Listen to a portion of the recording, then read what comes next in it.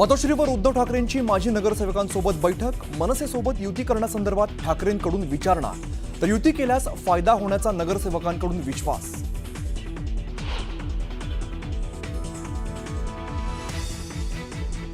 हिंदीची सक्ती मनसे खपवून घेणार नाही। शालेय शिक्षणातून हिंदी सक्तीचा निर्णय मागे घ्या। हिंदी सक्ती असेल तर संघर्ष अटळ। राज ठाकरेंचा सरकारला इशारा, तर मनसैनिकांकडून मुख्याध्यापकांना पत्र।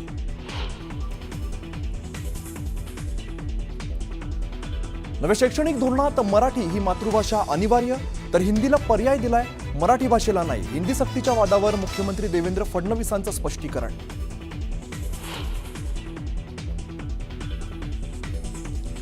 कुठल्याही राज्यावर कोणतीही भाषा बदलली जाणार नाही। राष्ट्रीय शिक्षण धोरणात तिसरी नंतर दुसरी भाषा शिकवावी असं म्हटलंय। पहिलीपासून शिकवा असं कुठे म्हटलंय? मुख्यमंत्र्यांच्या उत्तरानंतर राज ठाकरेंचा पुन्हा सवाल।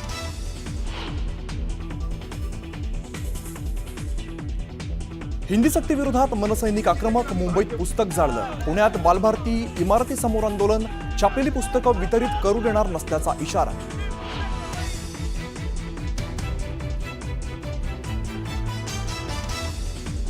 पालिका निवडणुकीच्या पार्श्वभूमीवर शिवसेनेच्या मंत्र्यांवर विशेष जबाबदारी। प्रत्येक मंत्र्याला विभागवारनुसार 5 जिल्ह्यांची जबाबदारी सोपवल्याची सूत्रांची माहिती।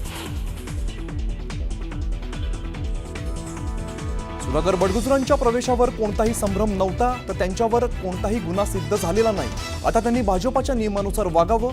पक्षप्रवेशावरील संभ्रमावरून फडणवीसांचं स्पष्टीकरण।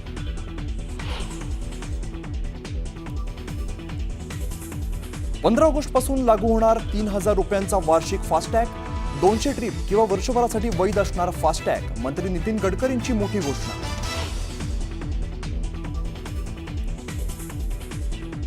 परशुराम घाटातील संरक्षक भिंत खचण्याची शृंखला चालूच। घाटातील 1,500 ते 2,000 लोक वस्तीला धोका। दुर्घटनांमुळे परशुराम घाटातला प्रवास करणं धोक्याचं।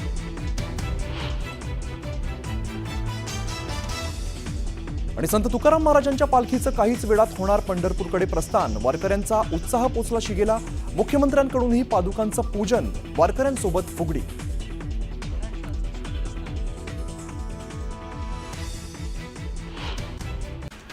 हिंदीची सक्ती मनसे खपवून घेणार नाही असा इशारा राज ठाकरेंनी दिलाय। आताच हिंदी भाषा सक्तीची का? हिंदीची सक्ती महाराष्ट्रातच का? दक्षिणेतही हिंदी सक्ती कराल का? असे सवाल राज ठाकरेंनी विचारले। आम्ही हिंदू आहोत, हिंदी नाही। महाराष्ट्रामध्ये हिंदीची सक्ती करत असाल तर संघर्ष अटळ आहे असं राज ठाकरेंनी ठणकावलंय। प्रत्येक राज्यात त्या भाषेचा मान राखला गेला पाहिजे असंही राज ठाकरे म्हणाले। शालेय शिक्षणातून हिंदी सक्तीचा निर्णय मागे घ्यावा। शालेय शिक्षणात हिंदी सक्ती नको अशी मागणी राज ठाकरेंनी केली। हिंदी राष्ट्रभाषा नाही, त्यामुळे सक्तीचा प्रश्नच नाही असं राज ठाकरे म्हणाले। तिसरी भाषा अनिवार्य नाही, मग पुस्तक छपाई का सुरू आहे असा सवाल राज ठाकरेंनी विचारला। मुलांवर भाषा लादण्याचा सरकारचा प्रयत्न सुरू आहे असा आरोपही राज ठाकरेंनी केला। राज्य सरकार हिंदी का लादतंय? गुजरातमध्येही हिंदी सक्तीची नाही, मग महाराष्ट्रात का असा सवाल राज ठाकरेंनी विचारला। आवाहनाला आव्हान देणार असाल तर संघर्ष होणारच असं राज ठाकरे म्हणाले। आज हिंदीची सक्ती केली तर उद्या मराठी भाषा संपून जाईल। हिंदी लादली गेली तर महाराष्ट्रात संपून जाईल अशी भीती राज ठाकरेंनी व्यक्त केली आहे। आणि या गोष्टी आजच ठेचायला हव्यात असं राज ठाकरे म्हणाले। हिंदीचा पर्याय हवाच कशाला? शाळांनी सरकारचे मनसुबे उधळून लावावेत। नागरिकांनी शाळांनी या निर्णयाला विरोध करावा असं राज ठाकरेंनी सांगितलंय। शाळा हिंदी कशी शिकवतात ते आम्ही बघतोच असा इशाराही राज ठाकरेंनी दिला। राज ठाकरेंच्या पत्रकार परिषदेनंतर मनसैनिक आक्रमक झाले। मनसैनिकांनी हिंदी पुस्तकाची पानं जाळली। नव्या शैक्षणिक धोरणामध्ये मातृभाषा अनिवार्य आहे। हिंदीच्या नव्या GR मधून अनिवार्यता काढून टाकलेली आहे, त्यामुळे मराठीला पर्याय नाही, पण हिंदीला पर्याय आहे असं मुख्यमंत्री फडणवीसांनी स्पष्ट केलं। केंद्रानं 3 भाषांचं सूत्र ठरवलेलं आहे। कुठलीही तिसरी भाषा शिकवता येईल, शिकता येईल असं फडणवीस म्हणाले। आपण इंग्रजीचा पुरस्कार करतो, मग भारतीय भाषांचा तिरस्कार का असा सवाल फडणवीसांनी केला। सरकारनं कोणावर सक्ती करणं चुकीचं आहे. मुलं कोणती भाषा शिकणार हे आई वडिलांनी ठरवू दे. पालकांनी तो निर्णय घेतला पाहिजे असं मत खासदार सुप्रिया सुळेंनी व्यक्त केलं. सर्व माध्यमांमध्ये मराठी भाषा बंधनकारक आहे. जो नवीन शासन निर्णय झाला त्यामध्ये अनिवार्य शब्द कुठे आहे असा सवाल दादा भुसेंनी विचारला. 1 ते 5वीतील इच्छुक विद्यार्थ्यांसाठी भाषा शिकवण्याचा निर्णय घेण्यात आल्याचं भुसे म्हणाले. विद्यार्थी मागणी करतील ती भाषा शिकवणार. किमान 20 विद्यार्थ्यांसाठी शिक्षक उपलब्ध केले जातील.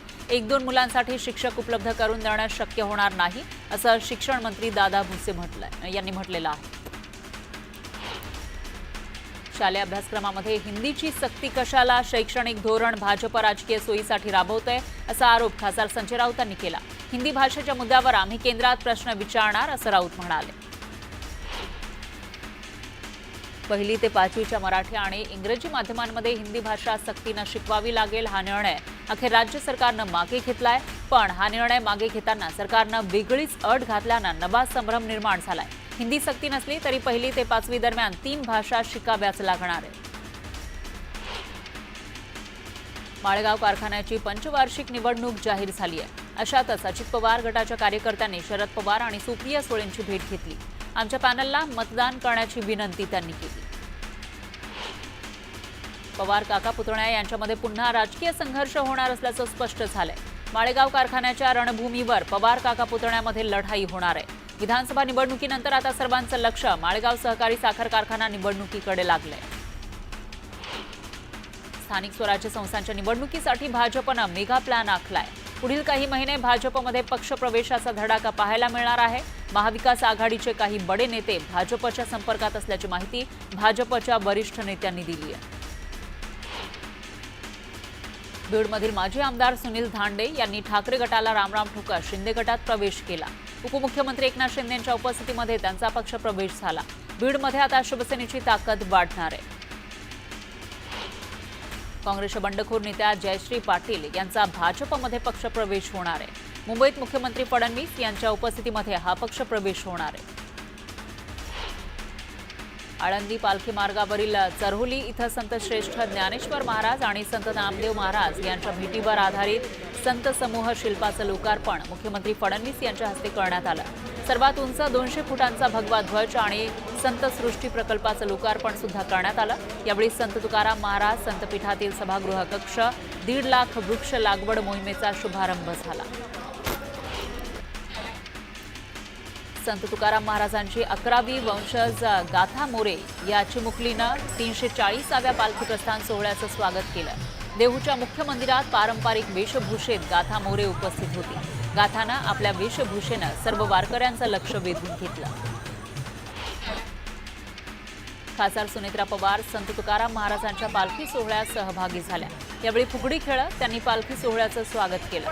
पाऊस चांगला पडू दे, शेतकऱ्यांना चांगले दिवस येऊ दे तसं साकडं त्यांनी घातलं. कुटुंबाची सर्व चिंता सोडून विठुरायाच्या दर्शनासाठी वारकरी पंढरीकडे चालले.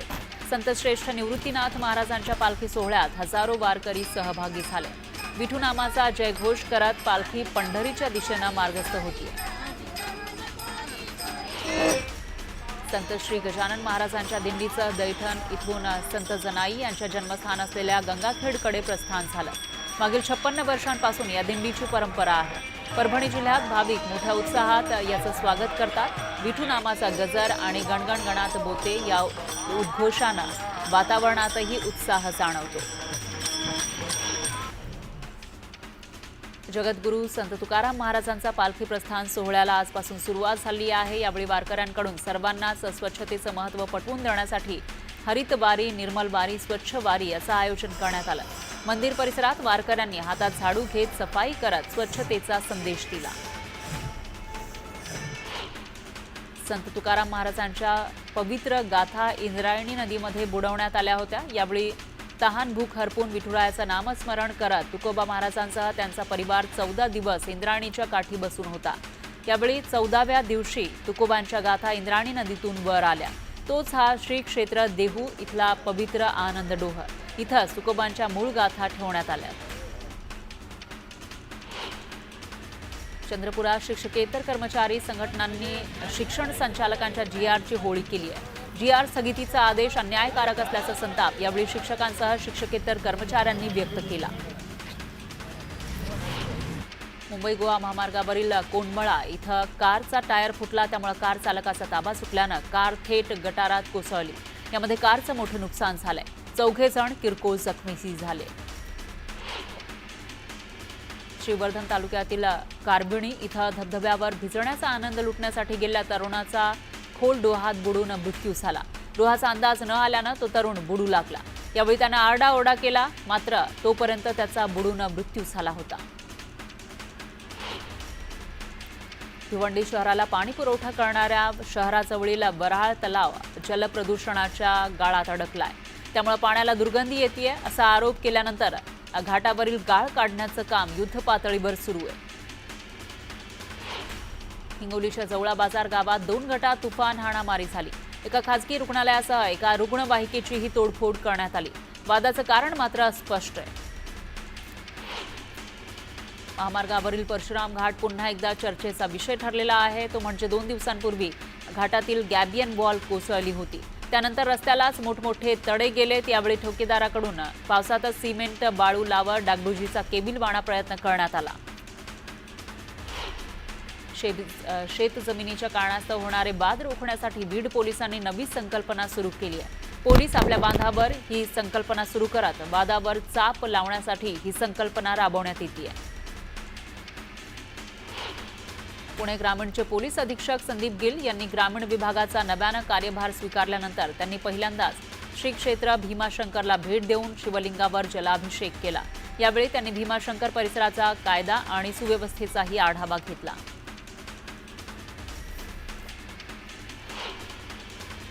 वाशी इथल्या पालिका रुग्णालयातील लाचखोरी प्रकरणानं नवं वळण घेतलंय. मृतदेह गुंडाळण्यासाठी नातेवाईकांकडून लाच घेतल्याच्या प्रकारानंतर गेल्या 2 दिवसांपासून संतप्त प्रतिक्रिया उमटल्या. काम बंद आंदोलनामुळे रुग्णसेवा पूर्णपणे ठप्प झाली. रुग्ण आणि त्यांच्या नातेवाईकांची मोठी गैरसोय होती. माध्यमिक शाळेतील कनिष्ठ लिपिक, पूर्णवेळ ग्रंथपाल, प्रयोगशाळा सहाय्यक यांच्या पदभरतीला स्थगिती देण्यात यावी. हे परिपत्रक रद्द करण्यात यावं. या मागणीसाठी माध्यमिक शिक्षक आणि कर्मचाऱ्यांनी 1 दिवसीय धरणे आंदोलन छेडलं. बीडच्या गेवराई इथल्या छत्रपती मल्टीस्टेट या पतसंस्थेमध्ये ठेवलेल्या ठेवीची रक्कम परत मिळत नसल्यानं एका तरुणानं पतसंस्थेच्या मुख्य कार्यालयासमोरच गळफास ठेवून आत्महत्या केली. या प्रकरणी पतसंस्थेच्या अध्यक्षाविरोधात गुन्हा दाखल करण्यात आला. सातारा जिल्ह्यामध्ये मुसळधार पावसानं हजेरी लावली. त्यामुळे कराड चिपळूण मार्गावरील वाहतूक तब्बल 45 तासानंतर सुरू झाली. कराड चिपळूण मार्गावरील 2 भराव पूल वाहून गेले. त्यानंतर कोकणात जाणारी वाहनं एकाच जागी उभी होती. 3 दिवस वाहनं एकाच जागी असल्यानं नागरिकांनाही त्रास सहन करावा लागला. पुणे जिल्ह्यातील शिक्रापूरमधील मलठण फाटा परिसरामध्ये सर्पमित्र शेरखान शेख यांनी पकडलेल्या अतिविषारी घोण जातीच्या सापानं त्यांच्या कारमध्येच 27 पिल्लांना जन्म दिला. सर्व सर्प पिल्लं आणि नागिणीला सुरक्षितपणे निसर्गात सोडून देण्यात आलं. गोकुळ शुगर कारखान्याच्या थकीत बिलाप्रकरणी शेतकरी आक्रमक झाले. गोकुळ शुगर कारखान्याचे अध्यक्ष दत्ता शिंदे यांच्या कार्यालयात घुसून शेतकऱ्यांनी ठिय्या आंदोलन केलं.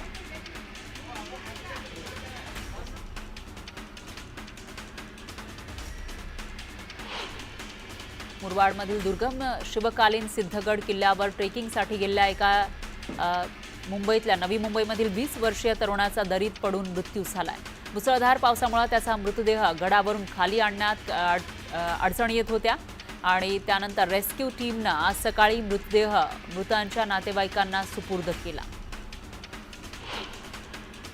ठाण्याहून मुंबईच्या दिशेनं जाणाऱ्या चेक नाका परिसरामध्ये मोठी वाहतूक कोंडी झाली होती. 1 ते 1.5 किलोमीटर वाहनाच्या रांगा लागल्या होत्या. त्यामुळे नागरिकांसह वाहन चालकांना वाहतूक कोंडीचा सामना करावा लागला.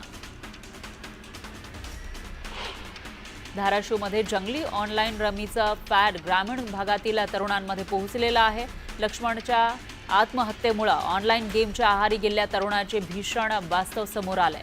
ऑनलाईन गेममुळे कारी गावातील तरुणांची 70 लाख रुपयांची फसवणूक झाली आहे. या प्रकरणी तरुणांनी सायबर पोलीस स्टेशनमध्ये तक्रार दिली आहे. यवतमाळच्या घाटंजीमध्ये एका शेतकऱ्याला 2 तरुणांनी बेदम मारहाण केली. त्यामुळे अपमानित झालेल्या शेतकऱ्यानं शेतात जाऊन विष पिऊन आत्महत्या केली. या घटनेनं परिसरात चांगलीच खळबळ माजली. जळगावच्या पाचोरा तालुक्यातील म्हसाज गावात पाणी प्रश्न गंभीर झालाय. पाणी मिळत नसल्यानं संतप्त ग्रामस्थांनी पाण्याची ग्रामपंचायतीवर धडक मोर्चा काढला होता पाण्यासाठी. तर ग्रामपंचायतीवर मोर्चा काढल्यानंतर ग्रामस्थांच्या या संतप्त भूमिकेवरून सरपंचांनी मात्र ग्रामपंचायतीतून काढता पाय घेतला. हिंगोली शहरामध्ये महावितरणचा ढिसाळ कारभार पाहायला मिळतोय. शहरामध्ये अनेक ठिकाणी विद्युत रोहित्र उघड्या अवस्थेत असल्याचं दिसतंय. तर पावसाळ्यामध्ये नागरिकांच्या जीवाला धोका निर्माण होण्याची शक्यता आहे.